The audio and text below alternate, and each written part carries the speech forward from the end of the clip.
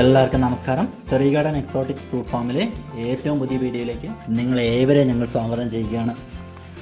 പ്രിയ സുഹൃത്തുക്കളെ, കഴിഞ്ഞ വീഡിയോയിൽ നമ്മുടെ കണ്ണൂർ ഉള്ളിക്കൽ ഫാമിലെ താമരപ്പാടത്തെക്കുറിച്ചുള്ള വിവരങ്ങൾ പങ്കുവച്ചിരുന്നല്ലോ.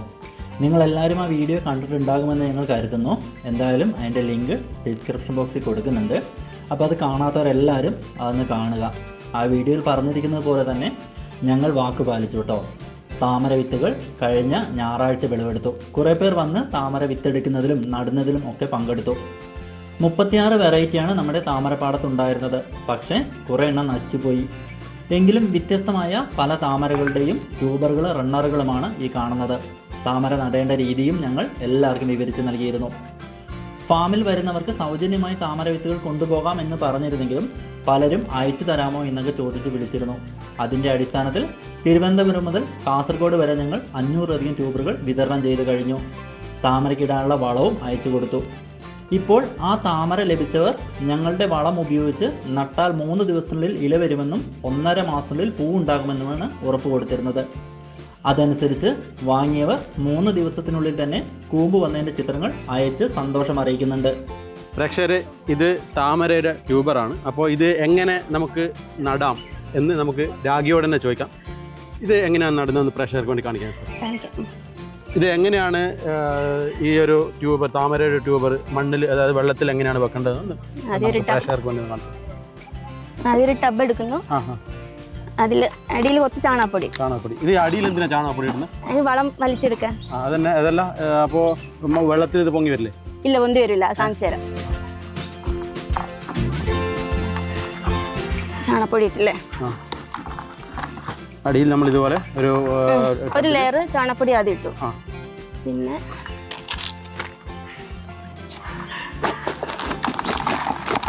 കുറച്ച് മണ്ണിടുന്ന. അത് കല്ലൊക്കെ എടുത്ത് കളയണം.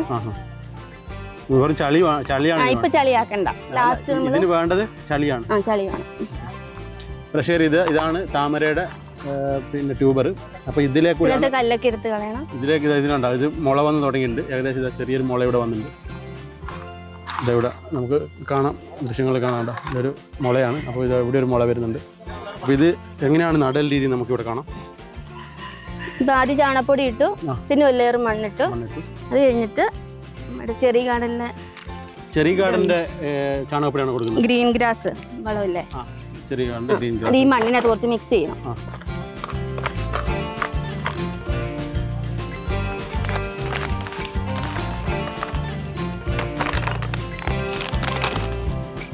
അപ്പോൾ ഇതാ നമുക്ക് ചെറിയ ഗാർഡൻ്റെ ഈ ഒരു ചാണകപ്പൊടിയാണ് ഈ താമരക്ക് വേണ്ടിയിട്ട് നമ്മൾ ഉപയോഗിക്കുന്നത്. അത് താമരക്ക് മാത്രം വേണ്ടിയല്ല, എല്ലാ ഇനം കൃഷികൾക്കും, അതായത് വിളകൾക്കും നമുക്കിത് ഉപയോഗിക്കാം. നല്ലൊരു റിസൾട്ടാണ്. അപ്പോൾ ഇതിവിടെ നമ്മൾ ഇതിന് കുറച്ച് മേൽമണ്ണിൽ കൊടുക്കണം. നമ്മൾ മാറ്റി വെക്കുകയാണ്. ഈ താമര നടാൻ വേണ്ടി ജൈവവളം തന്നെയാണ് ഉപയോഗിക്കുന്നത്. ഇത് രണ്ടും കൂടി മിക്സ് ചെയ്തു. അടുത്ത ലെയർ ഇതാണ് ഇടുന്നത്. ഇത് ചെറിയ ഗാർഡന്റെ ചാണകപ്പൊടി മണ്ണും കൂടെ മിക്സ് ആക്കി വേറൊക്കെ റൂട്ടൊക്കെ ക്ലിയർ ആവും. അതായത് ചെറിയ ഗാർഡനിൽ റൂട്ട്സിന്റെ കാര്യങ്ങളൊക്കെ ചേർത്തിരുന്നു അല്ലേ? അപ്പൊ ഇത് വെക്കുന്നതും കൂടി ഒന്ന് കാണിച്ചു തരാം. കല്ലൊക്കെ ശരിക്കും ഒട്ടും കല്ലുണ്ടാവാൻ പാടില്ല. കല്ലുണ്ടായി കഴിഞ്ഞാൽ അതായത് റൂട്ട്സ് നല്ല ഹെൽത്തി ആയിട്ടുള്ള ട്യൂബറാണ്. ഇതിന്റെ ഷൂട്ട് പോകുന്നത്. അപ്പൊ ഇതിങ്ങനെ റൗണ്ട് അടിച്ചാൽ വരുക. അപ്പൊ എങ്ങനെയാന്ന് വെച്ചാൽ ഈ സൈഡില് ഇത് നമ്മൾ ഈ റാ ഷേപ്പിൽ ഇങ്ങനെ വരയ്ക്കണം. അത് ഈ സൈഡ് ചേർന്ന് തന്നെ വരയ്ക്കണം. എന്നിട്ട് ഇങ്ങനെ വെച്ച് കൊടുക്കുക. ഇറക്കി വെക്കും അല്ലേ? ഇങ്ങനെ ഇറക്കി കൊടുത്തില്ലേ, നല്ലോണം ഉറപ്പിച്ചു കൊടുക്കണം. എന്താന്ന് വെച്ചാൽ എന്നിട്ട് ഈ മണ്ണ് ഇങ്ങനെ ഈ ഇതിങ്ങനെ കാണണം പുറത്തിട്ട്. അപ്പോൾ ഇത് അപ്പറയും നമുക്ക് വേണം. ഇതിൽ വെക്കുള്ളൂ. ഒന്നേ വെക്കുള്ളൂ അല്ലേ? അപ്പോൾ അതെന്താന്ന് വെച്ചാൽ ഇതിങ്ങനെ റൗണ്ട് അടിച്ചാൽ വരുക. റൗണ്ട് അടിച്ചാൽ വരുള്ളൂ. ഒരെണ്ണ ഒരു പോട്ടിൽ വെക്കാൻ പറ്റുള്ളൂ. ഒരെണ്ണ ഒരു പോട്ടിൽ വെക്കാൻ പറ്റുള്ളൂ. അത് ഞാൻ എൻ്റെ അടുത്ത് ഒരെണ്ണം ഇല്ലാത്തതുകൊണ്ട് ഞാൻ കൊടുത്തു. പക്ഷേ എടുക്കുന്നില്ല അവർ.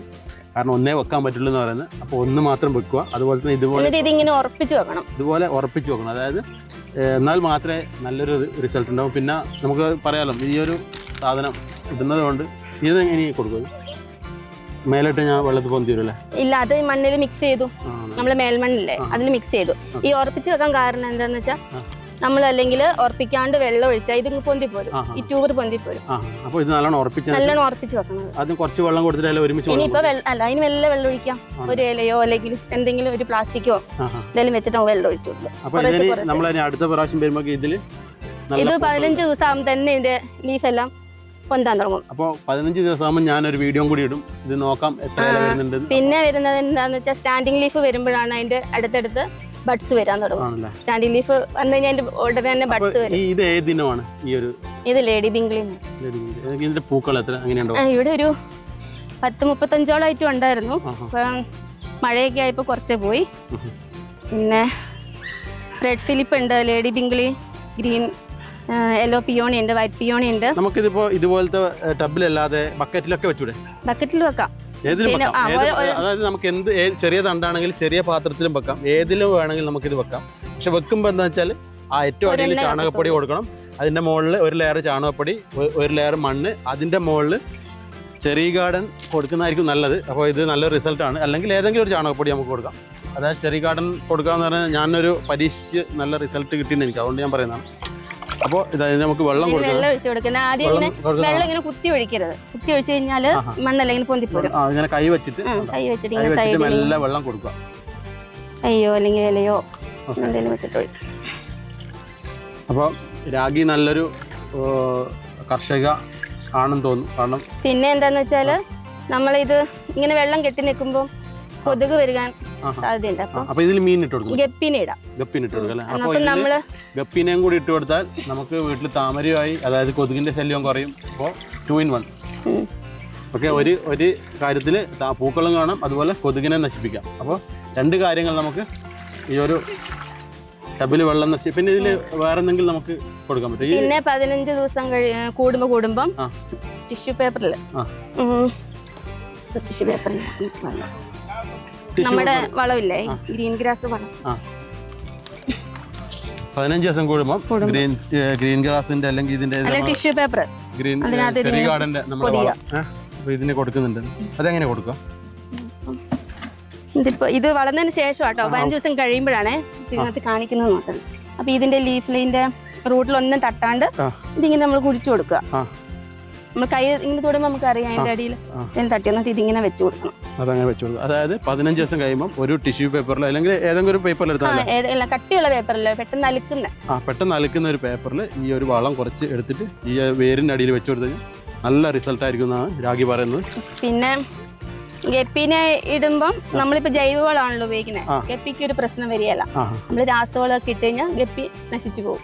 അപ്പോൾ നമ്മൾ ഒരിക്കലും ഇതിന് പോട്ടിലേക്ക് മീനിനെ ഇടുകയാണെങ്കിൽ രാസവളം ഇടരുത്. രാസവളം നമ്മളെ മീനുകളെയും അതായത് പ്രകൃതിയിലെ മറ്റ് ജീവജാലങ്ങളെയും നശിപ്പിക്കും. അപ്പോൾ അതുകൊണ്ട് നമ്മൾ ഈ ഒരു ജൈവവളം മാത്രം കൊടുക്കുക. അസോളയും കൂടി ഇടാം ഇതിനകത്ത്. അസോള ഇടുന്നത് നല്ലതാ. ഗപ്പികൾ കൂത്താടി അതുപോലെ തന്നെ അസോള ഇട്ട് കൊടുക്കണം. താമര പോണ്ടും ഉണ്ടാക്കാൻ പറ്റും. അപ്പോൾ ഇതാണ് ഇന്നത്തെ താമരയുടെ വിശേഷം.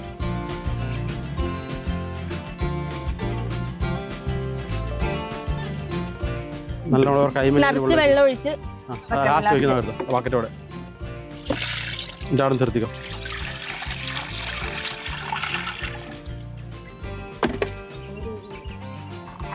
ചെറി ഗാർഡനിൽ നിർമ്മിക്കുന്ന ഗ്രീൻ ഗ്രാസ് എന്നിവയുള്ള വളമാണ് 100% ഉറപ്പോടെ ഞങ്ങൾ നിങ്ങൾക്ക് നൽകിയത്. അതിൻ്റെ അത്ഭുതപ്പെടുത്തുന്ന ഫലം എല്ലാവരെയും ഞെട്ടിച്ചു എന്നാണ് ഞങ്ങളോട് പറഞ്ഞത്. ഏതായാലും 100-ലേറെ വീടുകളിൽ എത്തിയ 500ഓളം താമരച്ചട്ടികൾ പൂക്കുന്നതും കാത്തിരിക്കുകയാണ് ഞങ്ങൾ. സത്യത്തിൽ നമ്മുടെ താമരപ്പാടത്തിലെ പകുതിയോളം താമരച്ചട്ടികൾ മാത്രമാണ് ഇതുവരെ പൊട്ടിച്ചത്. കൂടുതൽ പേർ ഇപ്പോഴും താമര ട്യൂബർ തരുമോ എന്നൊക്കെ ചോദിച്ച് വിളിക്കുന്നുണ്ട്. അവർക്കും സൗജന്യമായി കൊടുക്കാനാണ് തീരുമാനം. എന്തായാലും ഞങ്ങളുടെ വാട്സപ്പ് ഗ്രൂപ്പിൻ്റെ ലിങ്ക് താഴെ കൊടുക്കുന്നുണ്ട്. ഗ്രൂപ്പിൽ എപ്പോൾ താമര ട്യൂബർ പൊട്ടിക്കുമെന്നൊക്കെ കൃത്യമായിട്ട് ഞങ്ങൾ പറയാം. അപ്പോൾ താമര ട്യൂബറുകൾ വേണ്ടവരെല്ലാവരും വാട്സപ്പ് ഗ്രൂപ്പിൽ ജോയിൻ ആകുക.